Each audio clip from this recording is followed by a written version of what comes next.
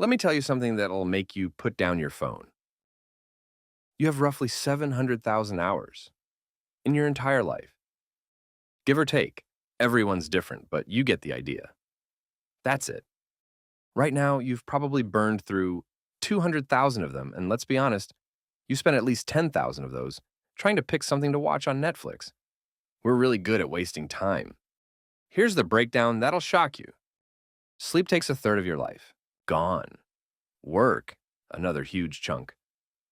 Commuting, eating, showering, and it all adds up fast. Suddenly, those 700,000 hours don't feel so generous. You're left with maybe 277,000 hours where you actually get to choose.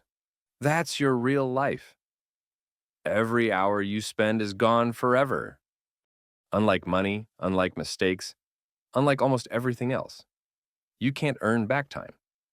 The average person will check their phone 96 times today. That's basically once every 10 minutes. Even puppies aren't that needy. Each time you check, you lose focus for like half an hour. Do the math. You're bleeding hours. But here's what nobody tells you. Just knowing this makes you see life differently. Once you see the clock, you can't unsee it. Chapter 1. The Time Thieves Living in Your Pocket. Your phone isn't a tool anymore. It's a slot machine in your pocket. And you're losing every time. Tech companies hire the same people casinos hire. People who study addiction, and their job? Make you scroll until you forget what you opened the app for. They call it engagement. I call it stealing your life. You know that little red notification dot? That's not random. It's designed to make your brain go, ooh, what's that? Just like when you hear your text tone and immediately reach for your phone. You're trained like a dog hearing a bell. Here's the brutal truth. You'll spend 11 years of your life looking at screens. 11 years. The question is, will it be 11 years of mindless scrolling? Or 11 years of creating, learning, and connecting? Social media alone? 5 whole years. You're watching other people live their lives instead of living your own. And here's the kicker. You won't remember any of it tomorrow. But here's the thing. You can take back control right now. Turn off notifications. All of them. The world won't end if you don't see that cat video immediately. Your brain will calm down. Your days will get longer. Your life will get bigger. Chapter 2. The 80-20 Revolution. Here's something that'll save you years of your life. A small part of what you do creates most of your results. Think about it this way. A few close friends bring you way more joy than dozens of acquaintances. A couple key tasks at work have the biggest impact, like how a few key moments in your day often matter more than all the busy work. The stuff that really moves the needle is surprisingly small. Think about your last week. How many meetings actually led to something happening? Meetings are where good ideas go to get talked to death. How many emails actually changed anything? How many tasks actually moved you forward? Maybe 1 in 5, tops. Here's what this means for you. If you just focus on the stuff that actually matters, you get way more done with less stress. Not a little better, way better. Try this tomorrow. If you could only do 3 things all day, what would they be? Whatever you pick, that's what actually matters. Everything else is just keeping busy. Most people confuse being busy with being productive. They're like hamsters on wheels. Lots of movement, going nowhere. But you're going to focus on what counts. Chapter 3. Why success won't make you happy. Ready for something that'll mess with your head? That promotion you want? 3 months later, it'll feel normal.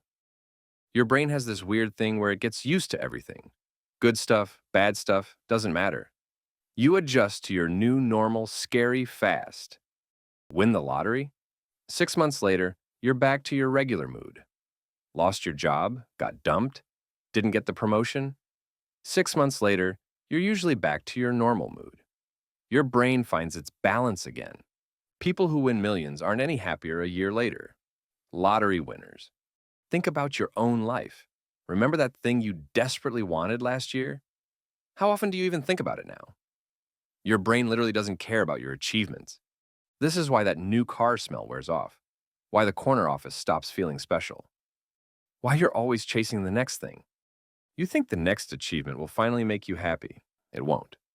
But here's the plot twist. Experiences stick with you way longer than stuff. That trip, that concert, that perfect day with friends, those actually become part of who you are. That disaster camping trip? Best story ever. Stop collecting achievements like Pokemon cards. Collect experiences and relationships instead. Those actually last. Chapter 4. Flow State. Your secret superpower. You know that feeling when you're so into something that you look up and 3 hours have passed? That's called flow, and it's basically a superpower. It's when time disappears. When you're so focused that you forget to check your phone, forget to eat, forget everything except what you're doing. Your inner critic literally shuts up. No more second guessing. No more overthinking.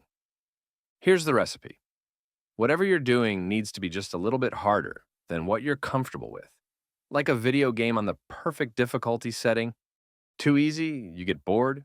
Too hard, you get stressed. That sweet spot? That's the zone you want. When you're in flow, your brain is basically having the best party ever. All your feel-good chemicals show up at once.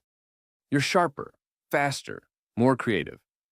You're basically the best version of yourself. Most people spend maybe 5% of their work time in flow. 5%. But here's the crazy part. That tiny 5% is when they do their best work. Want to find flow? Pick one thing. Turn off everything else. Make your phone disappear and watch yourself become a productivity machine. Chapter 5. The Perspective Advantage. This might sound weird at first, but stick with me. Remembering that time is limited actually makes you happier. Think about it. When you're on vacation and it's the last day, doesn't everything feel more special? The food tastes better, the sunset looks prettier. That's because you know it's ending. When you remember things don't last forever, you actually pay attention. Here's something to think about. If your parents are 60, you might have 20 or 30 more holidays together. That sounds like a lot, but it goes fast. If you see them once a month, those visits suddenly feel more precious, right? Your morning coffee? You'll drink thousands more cups.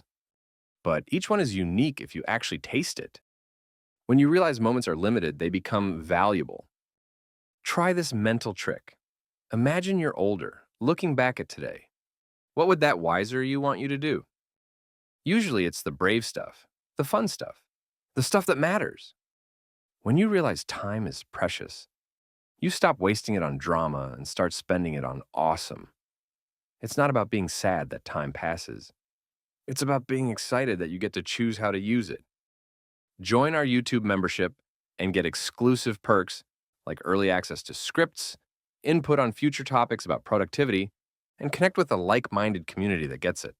Click join below and let's build your easier, more intentional life together. Chapter 6. Decision fatigue is killing your dreams. You make thousands of tiny decisions every day. Your brain is exhausted before lunch. Every choice drains you a little. What to wear, what to eat, which email to answer first. It's like your brain is doing push-ups all day long. By afternoon, you're making terrible choices because your decision-making muscle is dead. Here's something interesting. People make safer, more conservative choices when they're mentally tired. Like how you order the same thing at a restaurant when you can't decide. You default to the easy option because thinking is just too hard. This is why you eat garbage at night. Why you skip the gym after work. Why you can never stick to your plans. You literally run out of mental energy to choose better. The solution? Stop making so many decisions. Wear similar clothes. Eat the same breakfast. Put everything on autopilot. Even Obama wore the same color suits every day for this reason. Make rules, not choices. Don't ask, should I exercise? Just say, I exercise at 7 a.m. Done. Rules beat willpower every single time. Save your brain power for what matters. Chapter 7. The compound effect of tiny choices. A penny that doubles every day for a month becomes $5 million. Your tiny daily choices work the same way. Reading 10 pages a day, that's 12 books a year. In 10 years, you've read 120 books while everyone else watched TV. That knowledge builds on itself. It connects. It changes who you are. One push-up, one paragraph of writing, 1 minute of quiet time. People laugh at starting small, but starting small is the only way that actually works. Here's what nobody gets about building habits. You won't see results for months. You'll want to quit. You'll think it's not working. That's exactly when the real change is building underground. After a year, people start noticing. After 2, they ask what your secret is. After 5, you're a completely different person, all from tiny, boring, daily choices. The sad part? Most people quit after 3 weeks. They're digging for gold and stop 3 feet from the treasure. Start ridiculously small, so small you can't fail. Then just don't stop. That's how regular people do extraordinary things. Chapter 8. Building your time architecture. Your environment controls you way more than you think. Change your space. Change your life. You don't rise to your goals. You sink to the level of your surroundings. Winners and losers want the same things. The difference? Winners set up their life to make winning automatic. Make good choices the easy choices. Delete social media from your phone. Put fruit where you used to put chips. Put your running shoes next to your bed. The easier something is, the more likely you'll do it. Here's something that'll transform your mornings. Before bed, write down 3 things you'll do tomorrow. Not 10, not 5. 3. Do them before you check your phone, before email, before the world gets its hooks in you. Schedule your day like appointments. If it's not on the calendar, it's not real. Work will take as much time as you give it. Put it in a box or it'll take over your life. Create an end-of-day ritual. At 6 p.m., wrap up, plan tomorrow, and actually stop working. Your brain needs to know when work ends. Good systems work without you thinking about them. Chapter 9. The No Regrets Playbook. Jeff Bezos quit his safe Wall Street job with one question. When I'm older, will I wish I'd tried this? It's called thinking like your future self. Picture yourself years from now. Looking back, what would you be proud you did? That's your compass, every time. People rarely regret taking chances. They regret playing it too safe. The business they didn't start, the person they didn't talk to, the adventure they didn't take. When you're older, you won't remember the TV shows you watched. You'll remember the times you did something that scared you a little. The times you chose excitement over comfort. Here's how to make any decision. Will this matter in 10 minutes? 10 months? 10 years? If it won't matter in 10 years, don't waste 10 minutes worried about it. Your future self is cheering you on right now. What are they hoping you'll do? That thing you keep thinking about? That's usually it. Make choices that'll give you great stories to tell. Chapter 10. Your next 100 hours start now. This moment, right now, is the youngest you'll ever be again. Your next 100 hours will disappear whether you pay attention or not. That's basically 4 days. By next week, they're gone forever. What will you have to show for them?